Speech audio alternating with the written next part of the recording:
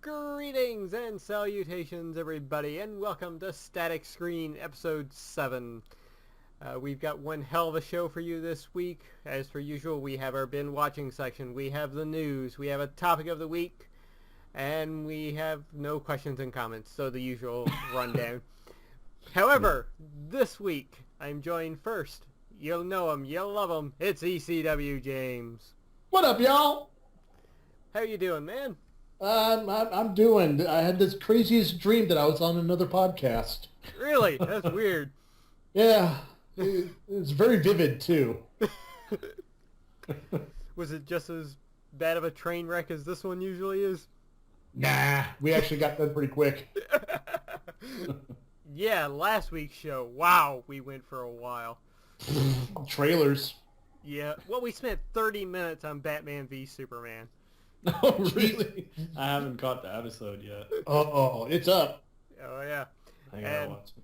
As you can tell by that other voice making his second appearance here on Static Screen, it's Israel Pacheco. Yeah, I am back for the sequel. I guess. So the squeakquel. The Chipmunks. No. So this is he part 2? Is he? Is he part 2, Electric Boogaloo? That needs to die.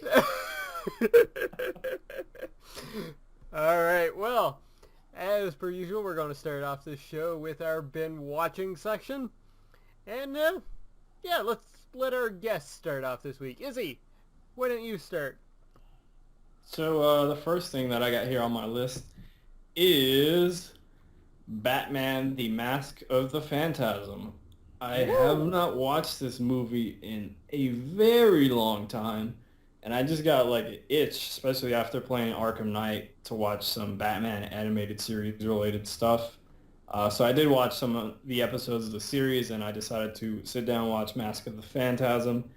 I don't know why this hasn't gotten a Blu-ray re-release yet, because I bought it through like the Amazon like Prime their video store, and I was streaming it. I'm like, man, I really wish they would remaster this, because it is a fantastic movie. Like, I just love how it treats like the origin of the Joker and the origin of Batman and his relationship with Andrea, which ends up being, of course, spoilers, the Phantasm. It's just so well done. Like, there was a lot of stuff that went over my head when I was a kid in terms of like, Bruce Wayne's relationship with his parents and how they treat that, and his relationship with Andrea and the Joker. There's so many complexities to this movie for like a, animated children's movie that came out in 1992, 93. And I love this movie. I used to have the VHS back in the day. And it really creeped me out, actually, the Phantasm part, when you would see all the mist start to pour in, and then the character would reveal itself to whoever it is. But super good. I really hope we get some sort of re-release on Blu-ray, that they remaster this, because this movie's fantastic. It was a great movie. Like, I think this is my favorite Batman movie, to be honest, because it technically was a movie. It was released in theaters. It's so good. Like, this needs to be remastered on Blu-ray. I hope they do it. I think, when is it that it's 25th anniversary for the animated series? I think it's within the next few years, if I'm not mistaken. Gotta be. So I hope they do that, and then they re-release the series and remaster it on Blu-ray, like the whole series, like how they did with the 67 series, last year for the 75th anniversary of Batman. But yeah, hopefully so we won't good. have to wait that long. Oh yeah, it took forever for them to re-release that, but it's timeless too. Like, aesthetically, the whole animated series just looks great. I just love the look of the series. It's so good. Quick question. I'm going to send you guys something here via Skype right now. I want to know if you've seen this, since you brought up the movie itself. Oh, is this the one that Greg's attached to, right? Yep. What?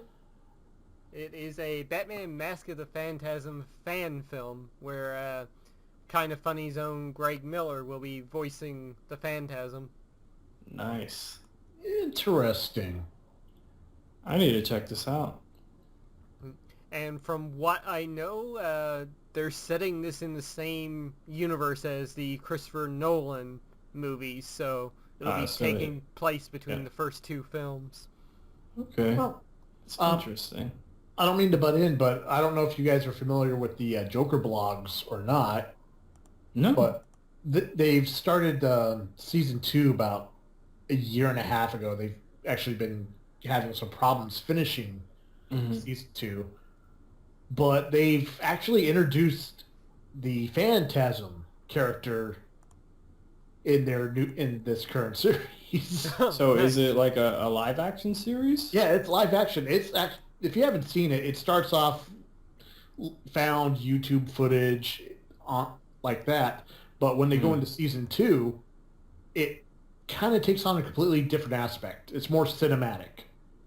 Okay, so it's like the origin stories of the characters, or kind of. It takes place right after Joker was arrested. From so it takes place in the Nolan universe then. Yeah. And the actor portraying the Joker, his Ledger Joker is fucking phenomenal. Yeah, I wasn't aware of that. I've always thought it would have been a cool idea for some fan to do something like this, in terms of, like bringing, I guess, what would you say, like more life into the universe during like some fan films. But I've seen like the stuff that they've done with like Batman versus like Alien and all that weird shit, but nothing that was, not that that wasn't taken seriously, but more serious within the Batman universe itself. So Yeah. I gotta check these things out, man. You do. There's some good ones out there, but at the same time, there's some really bad ones out there. So, moving on, the next thing that I've been watching is the Ballers TV show with Dwayne "The Rock" Johnson. I'm really digging it so far. I think they're, about 4, 5, 6 episodes into the season. The shows are only 30 minutes long, so it kind of sucks in that respect. I wish the shows were longer, because I always end the show wanting more, which I guess is a good thing, because I always watch the previews of like the next week's episode and then the little behind the scenes that they do about the current week's episode, and it's fantastic. I don't give a shit about the NFL, but it's just so entertaining. So highly recommended if you guys have HBO or HBO Go, any of those services. And the last and final thing that I've seen this past week, which I'm sure Lord X is going to talk about, is Ant-Man, which is, of course, the latest of Marvel's cinematic universe. I thought it was fun.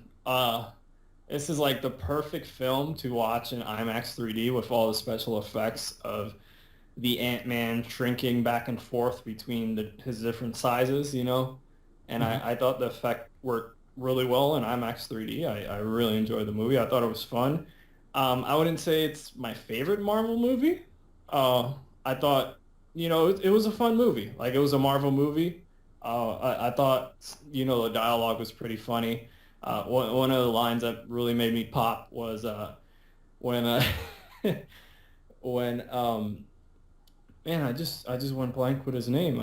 Who's the lead actor in this? Paul Rudd? Paul Rudd's character speaks to Michael Douglas's character, and he says, "Why don't you just call the Avengers?" or something like that. I thought that was like one of the funniest things when they were like planning all like the sequences of events leading up to this essentially what's like a heist that they're trying to do. And he's like, why don't you just call the Avengers and call everything off? But I thought that was really funny. But yeah, it was an entertaining movie. Definitely a summer popcorn movie that you guys will enjoy. Has that Marvel charm, that Marvel comedy, some very cool action sequences, especially with the Ant-Man character switching between the different sizes.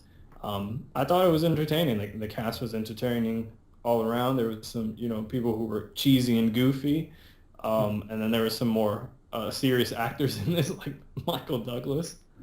But yeah, I recommend it. If you guys are into the Marvel movies, definitely check it out. Cool. Before I get into my lengthy talk on that, James, why don't you go ahead next? Oh man, unfortunately I really haven't watched much of anything since the last time I was on the show. I've been keeping up with, of course, True Detective. 3 more episodes left in the season and still no hints of anything supernatural. Oh. I'm starting to get a little disappointed, but I'm still enjoying the show. Don't get me wrong. I mean, it's still, as I was saying before we started recording, it's still a good crime drama with tits.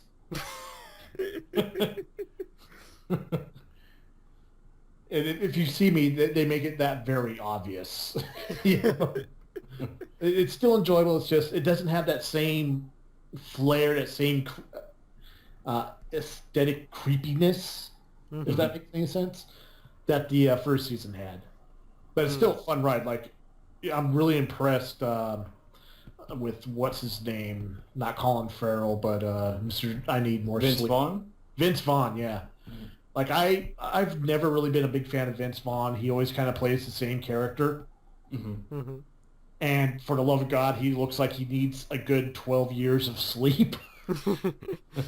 But in this role, as this character, he is doing a fucking phenomenal job.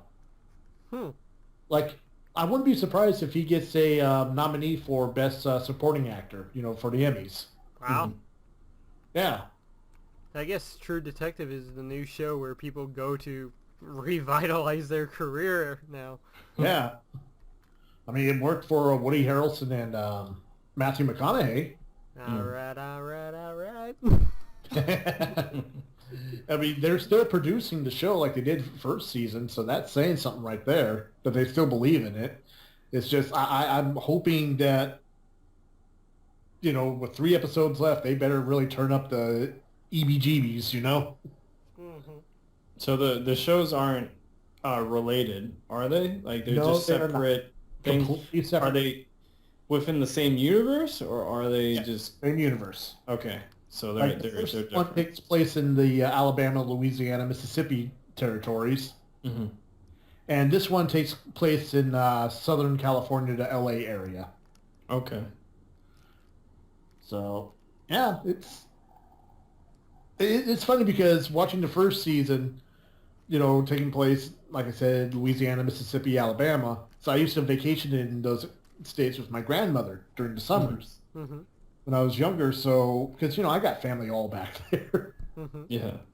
And so I'm used to seeing these settings. I'm used to seeing, the tent preachers and stuff like that. So that, kind of brought up a lot of memories for me. It's like, oh, that place was kind of creepy. So, but yeah, I'm enjoying it. Haven't watched any movies. Well, I did try watching one. It was an Israeli zombie movie. Okay. That's strange. Yeah, well, I like movies from other countries, like, Japanese movies, Chinese movies, Korean, And it's like an Israeli movie. I've never really watched an Israeli movie. Yeah, it was bad. It was really bad. Like, the plot was bad, the acting was bad, the special effects were eh. It's just, yeah. Not very satisfying. I couldn't even finish it. Wow. It didn't help that I was watching it on Crackle, too.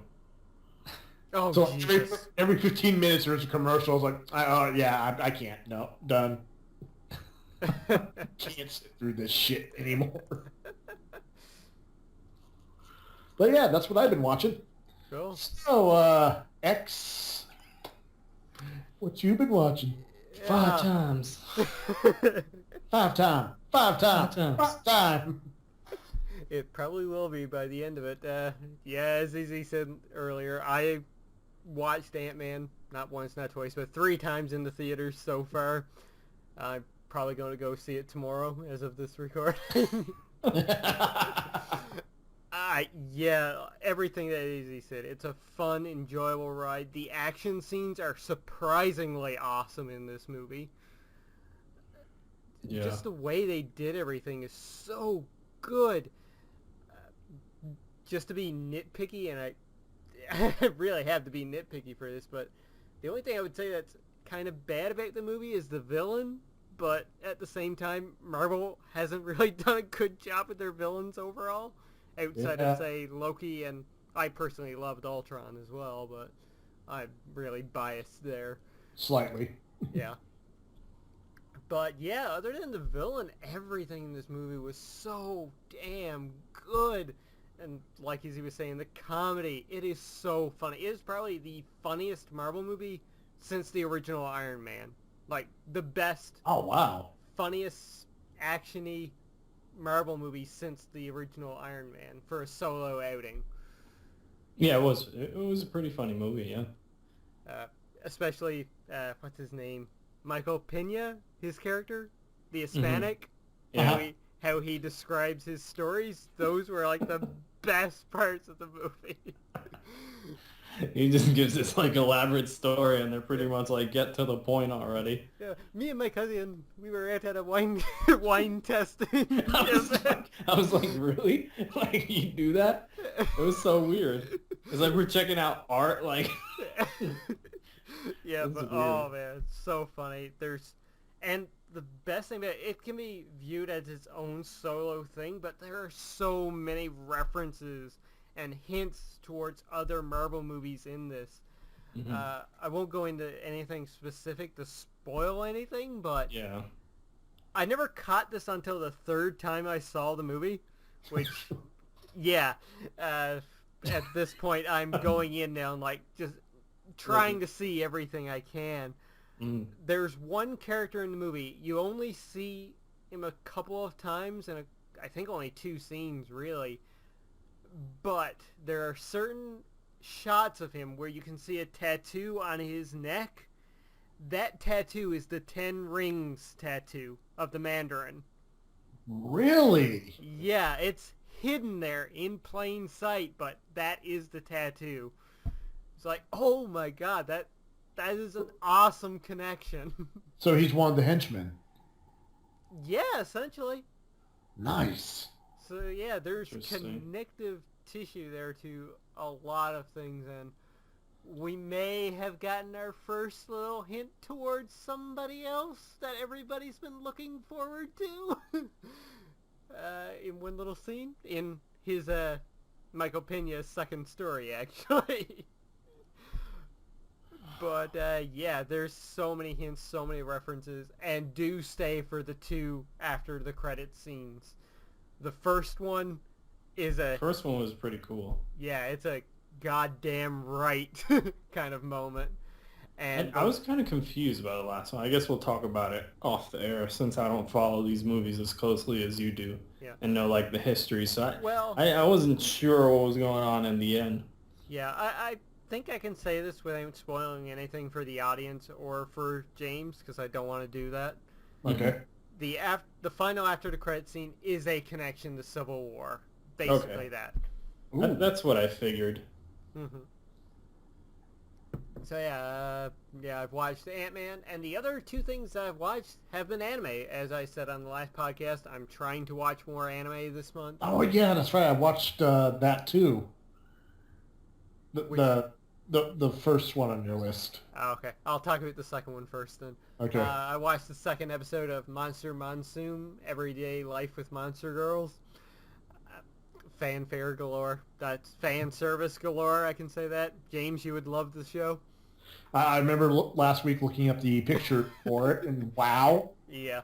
Oh, it got even worse in the 2nd episode when they brought in the next 2 monsters. But still, it's funny, it's amusing, I'm enjoying it. And I'll probably be watching episode 3 since Crunchyroll has released that now. Oh jeez. And the other thing that the other anime that I've watched, the first 2 episodes are out now. I think I made mention on last week that I was going to check it out. Yes, you did. And that was School Live, which, loading up that anime, the first episode, it's like, oh, this is cheery, it's fun, it's really seemed tropey and whatnot. It's super kawaii. Yeah, exactly. The main character is the obnoxious kind of cute and annoying. It's like, oh my god, this character is going to, like, grind on me so much. But all the while through this episode, there's just this eerie feeling. You can't really put a finger on what's going on. Am I right, James? Yeah, exactly. But when the twist finally hits... Yeah, it's like, holy shit. Like, everything is, like, flipped around. You get a whole new perspective onto it. The main character, who is annoying and obnoxious, suddenly becomes sad, and, like, you really feel for her. Tragic, yeah. And, do you care about spoilers, Izzy? No. Go ahead, drop the bomb. Drop the bomb. The very last scene in the anime, the main character runs off back to the classroom because, well, we never even set it up. The whole concept is, what you think it is that these girls are living at the school because of their school club to have a deeper connection at the school. That's what you think. So are they, like, dead? Are they, like, ghosts? Yeah. So she runs back to the classroom to get her backpack, and when she goes back there, she starts talking with a couple of her fellow classmates, talking about, like, the dog that she went off to, like, find in the school, because it had started running off, going everywhere. And she's talking to him, and then one of the other characters shows back up to just get her again. And the music changes suddenly. You get this, like, sad, somber tone. And when it changes back to the main character talking, you see in the background that the windows are all shattered and broken. The classroom is, like, it's been ransacked, essentially. There's blood everywhere. And the character that you thought she was talking to, all that's left is her choker necklace that is on one of the desks covered in blood. And the main character is just talking away. And it turns out that this is actually set in a zombie apocalypse type deal. There's zombies outside. The entire world has gone to shit. But this main character is still visualizing what life used to be like. And is stuck in her cheerful, happy mood where essentially, like, these five, and their dog are just trying to survive now in this school together. Like, it goes from your slice of life type anime right into, like, straight horror. Yeah, straight up horror, tragic story. It was an amazing approach to, like, not concept, but to mental illness and the results of grief and horrific experiences. Just incredible. Yeah. Like, I've even showed that first episode to a few friends, and I told them, like, no, you have to watch this. It's only 20 minutes. You have to watch this. And every time they got to the end, they were like, holy fuck. That sounds interesting. Yeah, it is probably one of the best, like, anime series I've watched. What's the name of this? School Live. School Live? Okay. Yep. And episode 2, just as good. Yeah, I'll get around to watching that. I mean, you don't have the big impact anymore, but it's them trying to survive, and you see what they're going through now. They're checking their rations and everything, and knowing that they have to, like, go out and scavenge at one point, and how they have to twist this around so that the one with the mental illness right now thinks they're doing something else because she really can't, well, she doesn't know what's going on, really. Yeah, she can't handle reality at this point. Yeah. So it's like they're going out at night for, like, I think it was a challenge of courage to be very quiet and avoid ghosts and everything. It's like, wow. It's so good. Like, so damn good. and I don't know about you, James, but I've gone back and I've watched the first episode again, and there's subtle clues throughout the entire first half of the episode. I gotta watch it again. For example, when she's in the classroom and the teacher's talking and everything, there's a very brief glance at the chalkboard, and on one side you have like normal school stuff, and on the other side there's a message there written, I think it was in red chalk, or it might even be red blood, really, and it says something like, all is shrouded in darkness,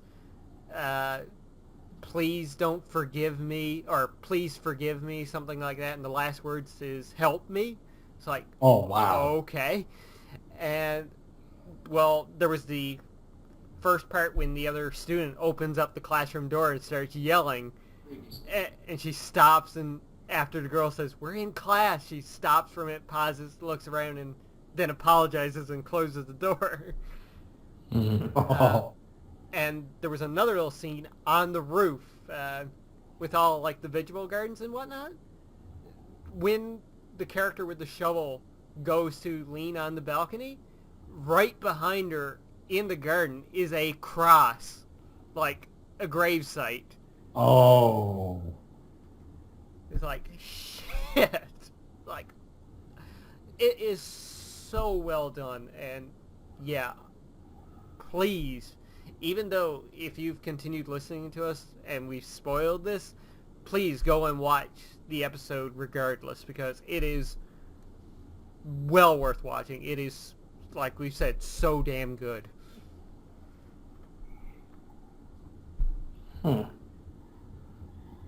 Sounds interesting. Like, you got my attention with that, the swerve. Yeah. And honestly, we're not doing it justice. No, we're not. Like, the setup is great, the execution is even better. Mm-hmm. And I haven't seen the second episode yet, but I'll probably watch it as soon as we're finished recording this. Mm-hmm. And I think the third episode releases tomorrow on Crunchyroll. Oh my god, yes. Like for this alone, I'm on a 30-day free trial of Crunchyroll right now. I'm going to renew my Crunchyroll subscription just so I can continue watching this. It is worth the $10 a month for this alone. But yeah, that pretty much sums it up for the bin watching section for this week. So we can go now and dive into our news section. And who wants to take the first news section here, this news story this week? I'll do it. Dun, dun. I'll do it. Even though I want to do the second news article, I'll do this one. Disney developing... See, I botched it already. Disney developing Sword and Stone live-action remake! Disney is reportedly at work on yet another classic reimagining on this one based on the 1963's Sword and Stone. Variety reports that Game of Thrones writer, oh dear God, Brian Cogman, they're all gonna die! They're all gonna die! He's gonna go pull the sword out, and then he's gonna be like, wait, what? And then all of his friends are just gonna shake him and say, for the watch.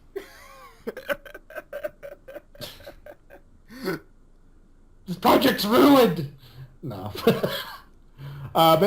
Yeah, reports that Game of Thrones writer Brian Cogman is attached to write the script. Obviously, the live-action version of the classic animated film won't be as dark and violent as the HBO series. Bullshit.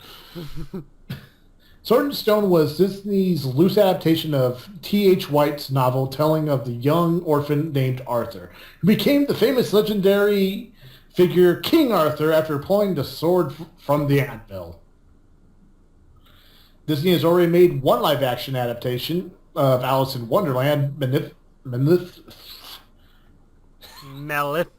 Oh, God damn it, I couldn't even do it.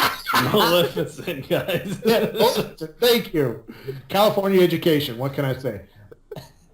And Cinderella, based on its own animated property. So does this mean that eventually we're going to see Lion King.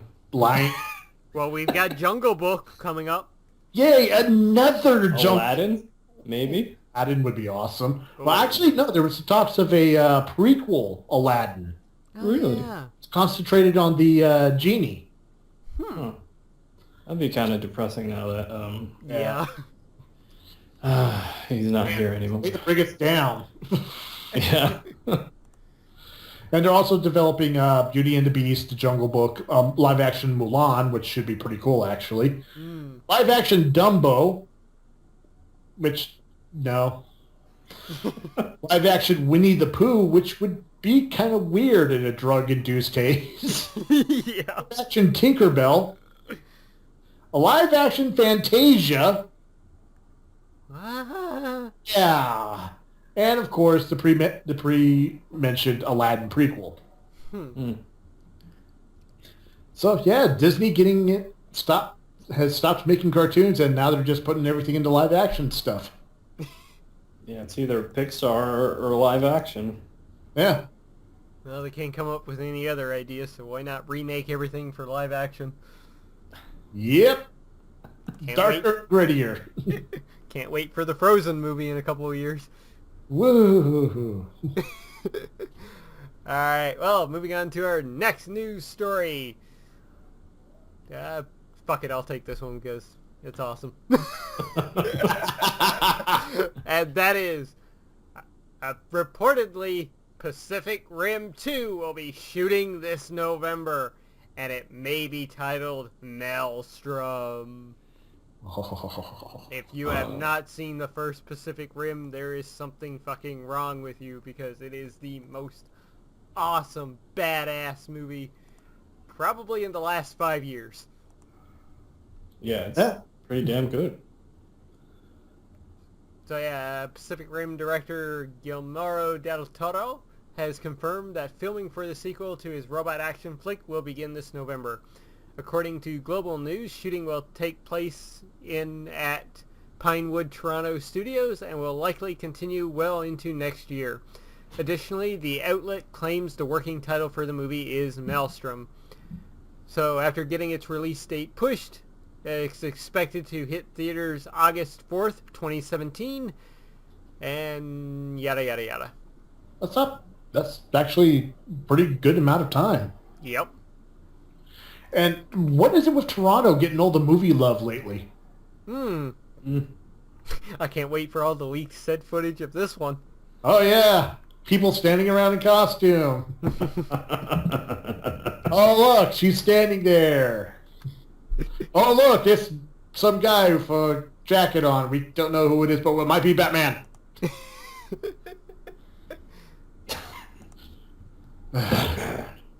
Really hope he doesn't do Rachel! I really hope he doesn't do a stupid voice. Please, Ben Affleck, don't do a stupid voice. Do you bleed? No, but your parents did. No! But yeah, this is friggin' awesome. The first Pacific Rim was a fantastic movie. Oh god, it was so much fun. Yeah. Mm-hmm. It came out of nowhere too, to be honest. Like an RKO. Yeah. Oh. Yeah, I mean, it was a really good movie. I've only seen it the one time in theaters. Yeah, same here. I wish I would have seen it more than once. I saw it in 3D, and the 3D was freaking fantastic. Oh god, it was. Oh, yeah. It was really good. Yeah, it was badass in IMAX. Oh my god. Oh yeah, I saw it IMAX 3D. It was, oh my, I actually now I want to get a 3D TV just thinking about it. Just fucking watch. Don't do it. Don't do it. It's a stupid gimmick. Such a stupid fucking gimmick. Next week. So what you been watching? My 3D TV. No! But my question is, what are they going to do in this movie? Yeah, They they closed the portal. just show up again. I mean, it could be Godzilla shows up. That would be badass. They are both, legendary studios or productions. And they get They also got the dinosaurs from Jurassic Park to show up, because that's another legendary movie. Yeah, just attacked by a pack of raptors. Oh my god. Raptors are trying to break into the Jaeger while he's fighting crocodile monster from the latest Jurassic Park. He's fighting the Mosasaur. The Mosasaur. We're just making the greatest movie ever made right now. Jeez. And then just throwing Randy Quaid flying a crop duster over the whole thing. This is perfect timing, but as we've been talking about this, my Pacific Rim poster actually fell down. Oh God, we have offended the Del Toro God. We must repent. It's a sign. It's a sign, I tell you. Repent. Repent. X, start walking. I'll get a bell and start chanting shame. Shame. Shame. Oh, man. Shame. Oh, we got completely different. Oh, yeah. Well, that's All what we right. do here on Static Screen. So, kind of bring us back to Yes. the news section. The next news story we have here is Disney has officially announced that Captain America Civil War, Star Wars The Force Awakens, and much more will be at the D23 Expo, which is Disney's yearly expo. Think of Comic-Con, but for Disney, it's going to be in Anaheim, California this year. Some of the stuff we're going to see, of course, as I said, Star Wars, Alice Through the Looking Glass, The Jungle Book. I'm sure we'll see some video game tie-ins with Star Wars Battlefront, Disney Infinity 3.0.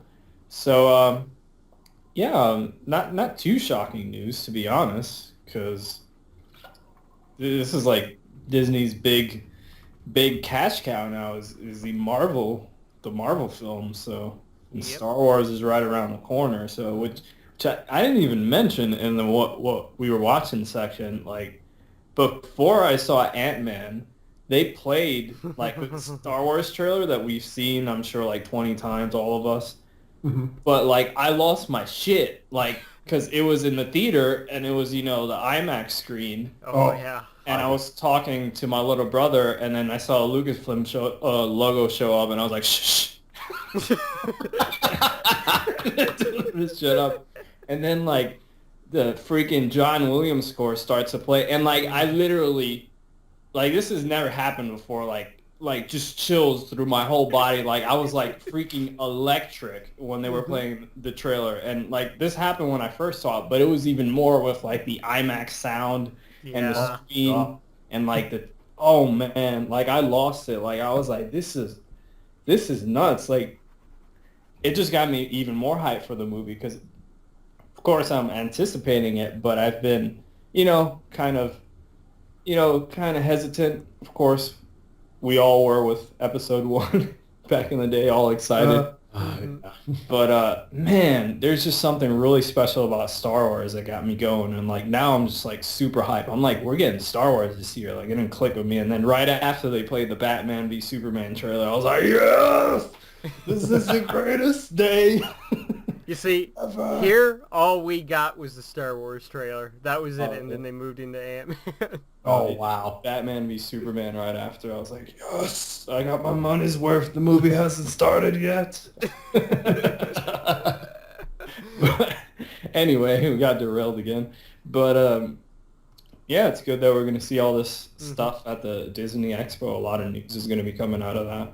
Yeah, it makes sense that they're showing Civil War there since they skipped Comic-Con this year in terms of their movies. Yeah, I guess they said F Comic-Con, we could do our own thing, pretty much. Well, I think they just didn't want to overshadow the other Marvel projects that were going on there. Because Ant-Man was just about to be released, so. And they kind of want to get hype, for X-Men Age of Ivan Ooze and...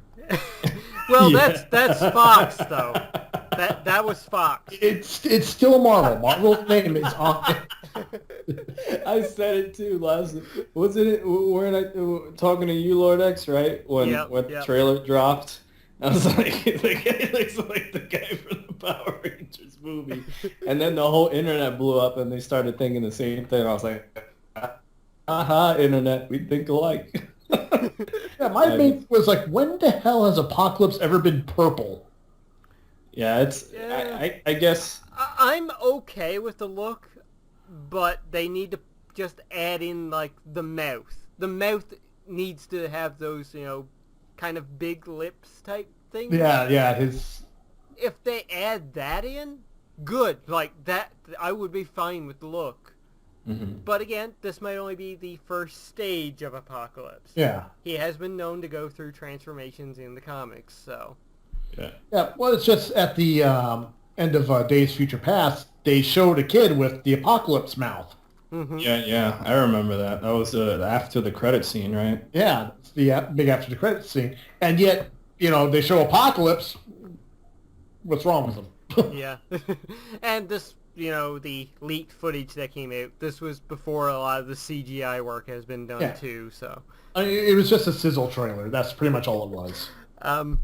Before we just move on here, fun I fact. just found this picture. I'm gonna send it to you guys. Okay. Oh, God. Fun fact about Olivia Munn as Psylocke, as a friend told me. Oh God. Can you smell what Apocalypse is cooking?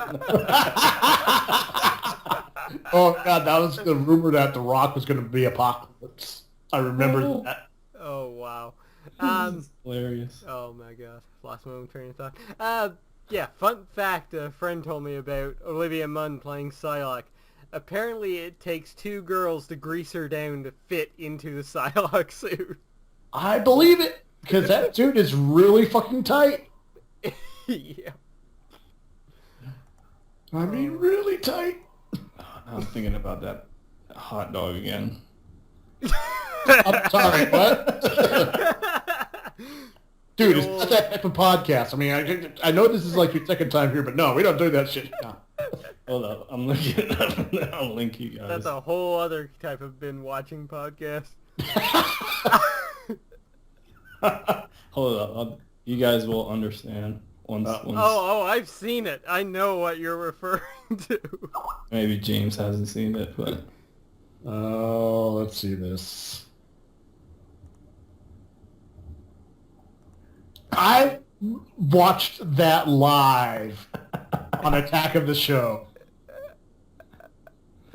I remember when she was dressed up like a maid and jumped into a big, giant banana cream pie. Oh, she's humiliated herself on that show so many times. I guess it paid off. Now she's in these big movies. What other movie has she been? She was in Iron Man, wasn't she? Was she? She was in Iron Man 2. I'm pretty sure she was. Are you sure? Yeah. Oh, damn it. Now I gotta look. Yeah, she was like one of the hosts at the Stark thing. Okay, yeah, she might have been. Now that you mention that. Yeah, she was. God damn it, she was in Iron Man 2. She was in another movie recently. Can't remember what it was. I know she was in, She was in Magic Mike. Not surprised. Everybody's in Magic Mike. Shit. Fucking Diesel's in there. Let's see, she's going to be in Zoolander 2. Awesome. Along 2. Really? Okay, probably we should get back on track here. Yeah, sorry. So, James, last news story. Last news story is something I never thought I'd ever say in my life.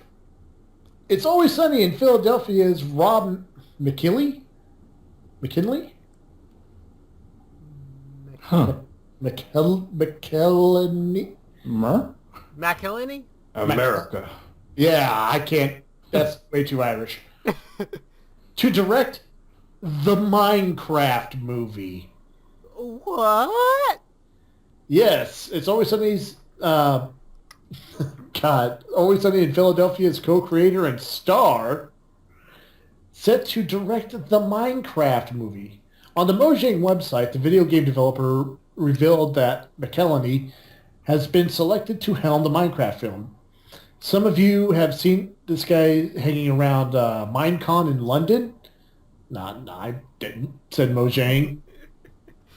He's, Actually, now that you mentioned that, well, I wasn't there, obviously, but the guys over on Achievement Hunter, Jeff Ramsey, he was talking about that where he actually met the guy there, so, it's all coming together now. yeah, so, Minecraft movie. I'm really confused by this. Directed by Adam Sandler. Oh my. I'd stop playing Minecraft if that shit was true. I would like, give me back my $20 fucking now. How dare you? Happy Madison Production presents Minecraft. I'm surprised he didn't get Minecraft in the fucking Pixels movie. Thank God for that. But yeah, so Minecraft movie. Yay! I don't know what it's going to be about, but it should be good. I'm still laughing at Adam Sandler. Kevin James as the Ender Dragon. Just comes in on a big Segway.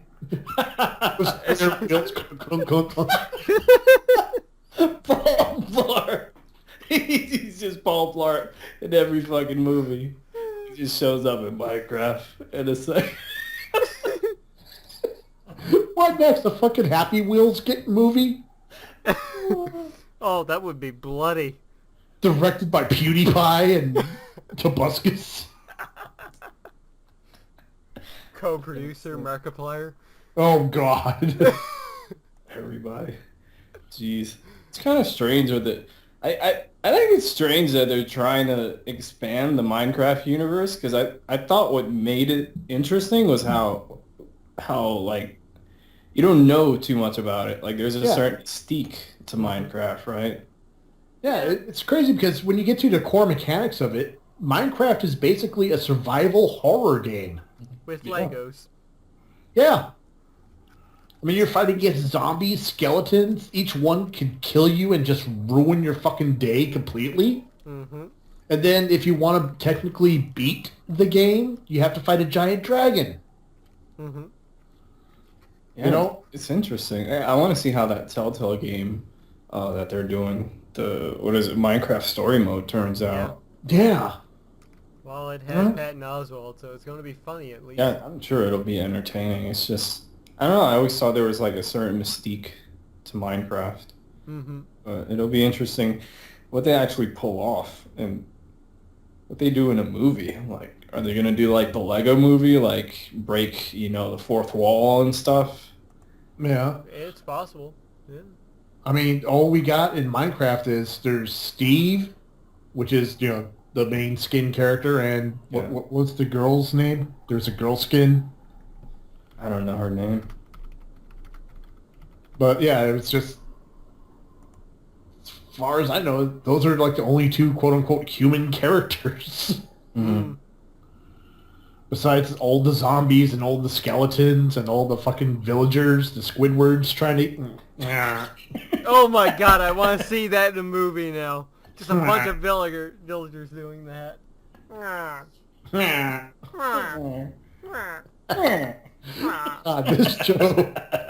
This show, and no rails. We've been 4x4ing the whole time. As they like to say it down in Texas, we've been mudding this entire show. Oh my God. Alright, well, I guess that pretty much does it for the news. So we will move into our topic of the week. And this topic comes from our very own Big Boss, who has only appeared on one episode of Glitched Out so far since we did the whole split. So he's on Raw. Yeah. I guess this is Raw because it goes on forever. Jeez. 3 hours. Oh, 3 hours of plenty of filler. But the topic that he gave to us was discuss a movie you really enjoy that you probably shouldn't like as much as you do. Essentially, our guilty pleasure movie. Oh. Now, I have one in mind. Do you guys have yours yet? I kind of have mine, yeah. You go ahead, though, since you kind of hint that it's your a show. funny one. Yeah. All right, well, in the words of Michael Buffer, let's get ready to rumble. I haven't seen that in a very long time.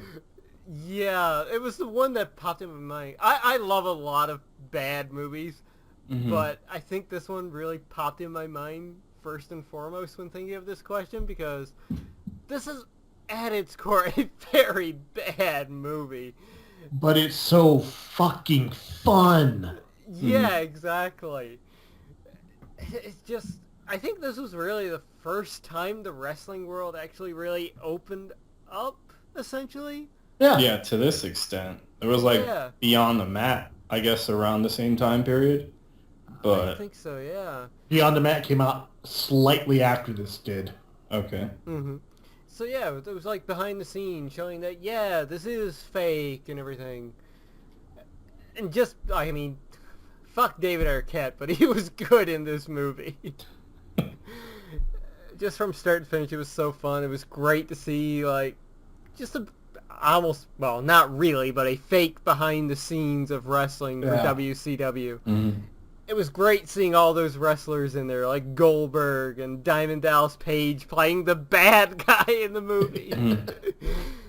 Which was weird. Yeah. The biggest face they had besides Goldberg at the time. Yeah. Well, Sting was in the movie too, wasn't he? Yeah. Yeah, he was there. He didn't say nothing or really do much. Yeah, I think he just showed up near, like, the, well, final battle of the movie and helped out at one point, wasn't it? Yeah, and then he punched both David Arquette and Tweeter. Yeah, because they were like, punch us, or no, do us next. No, he was Tweeter, because I call him the actor that because that was his first role, Varsity Blues. Okay. So, he's standing there, you know what, we're old man, we should hug. Give me a hug, Sting. Sting punches him. Oh, okay. And then David Arquette's like, ooh, me next. Right. True story, that was my attitude when I was training. They showed us, go, I want to go. But yeah, like you said, it's just a fun movie. In all respects, it should be a bad movie. It's never been rated well. It's a 5.3 out of 10 on IMDb. It has a 23% rating on both Metacritic and Rotten Tomatoes. The problem with Metacritic and Rotten Tomatoes, they're run by people that like to point out, well, wrestling's fake. Yeah. So, of course, it's going to get low ratings. I mean, if you talk to, like, fans of wrestling, they'll be like, oh, yeah, that's a great movie. It's fun. Yep. I mean, where else are you going to see Sid Vicious crying like a little bitch because he got stretched out? Yeah. Or see a movie where they took something from a movie and actually used it in actual wrestling. Yeah, that was like the best, worst thing WCW has ever done. Yeah. But to Arquette's credit, he donated the money that he was receiving when he was actually the world champion. Yeah. And his first check, he actually he bought dinner and beers for all the boys after his show. Which in the wrestling community, that's a big thing. It's like, whoa. He used his payout for us? Well, he's not a bad guy. So yeah, that's my pick. That's a good pick. Is he? I don't know which way I'm going to go with this one, because give me like something that I liked during my childhood that was bad, or something that I still like to this day. I guess, I don't know. I don't know which way I'm going to go with this, because I could go the route something that I liked when I was a kid that's fucking terrible, like Kazam with Shaq. Yeah, but it's not really a guilty pleasure. But I guess, yeah, a guilty pleasure would be something that I still watch to this day, right? Yeah, I don't think it's a bad movie necessarily, but I just really enjoy it. Like the original Men in Black, I guess. I don't know if you guys would consider it a bad movie or... Well, it did have a few huge glaring plot holes, and Yeah, Yeah. but it's definitely a movie that I could still go back to and I still really enjoy it. But I can't think of anything specifically that's like, something that's panned yeah. that I really enjoy till this day that other people don't enjoy. I was kind of looking through my movie collection. A lot of stuff I got rid of that I don't watch. So I'm looking through it. I can't. Well, if we go in recent days, Jurassic World. Well, yeah. Well, I guess some people didn't like that movie, but I've watched it 3 times in the movie theaters. I really enjoyed it, but I can see why other people don't like it because Yeah, it's only the top grossing movie of all time right it's now. only, Yeah. the 3rd top grossing movie. Damn, I guess I wasn't as prepared as I thought for this. I'm looking bad. All the stuff that I have is like pretty like well received. Well, no worries about that. We're usually very underprepared on this show. Yeah. Oh, man. For me, it is a movie I've seen a lot of times, and it is stupid as shit, but I fucking love it. Kung Pao Enter the Fist. Oh, yes. I forgot about that movie. I fucking love that movie so much. I have seen it with the director's commentary. I have watched it with the alternate dubbings. Oh, God. I even watched it with the dramatic reading dubbing. Really? Yes, there's a setting on the DVD. It's dramatic reading dub, where it's a English fellow reading all the lines and doing narrations of the film. Even the really dramatic parts was like, "Chosen one, you must not do this. Wii U, bleh."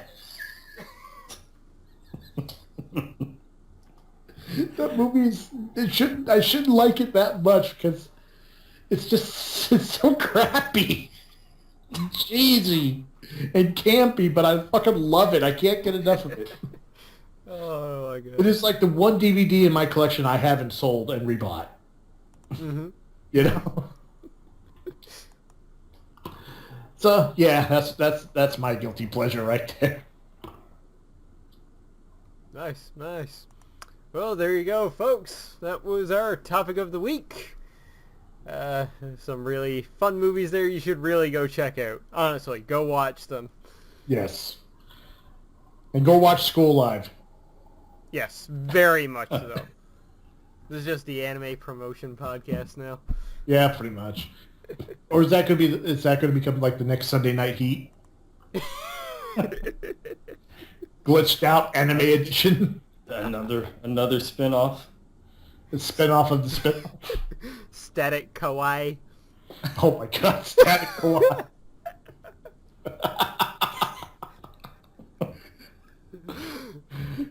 Oh god. If we do that, you should see if you can get that Lady Baby song to fucking open for it. Oh, but yeah.